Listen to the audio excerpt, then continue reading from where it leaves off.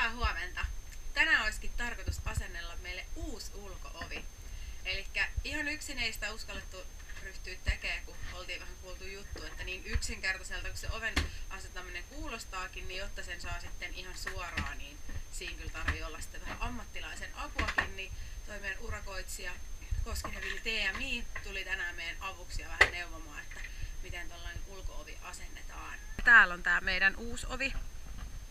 Äsken tuossa mittailtiin, että minkälaisia tasauksia joudutaan tekemään, jotta toi tohon saadaan, vai pitääkö vähän loveta aukkoa, mutta nyt näyttää siltä, että vähän joudutaan laittaa lautaa väliin, jotta ovi saadaan paikoilleen.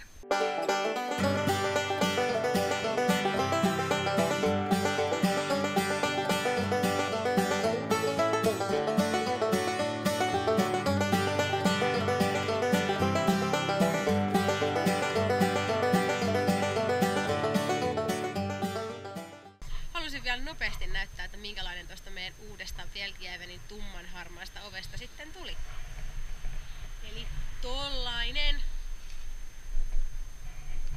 komistus siellä nyt sitten takana seisoo. Ja mä oon itse ihan tosi tyytyväinen, se tuli siihen nopeasti ja se on ihan sikahienon näköinen mun mielestä.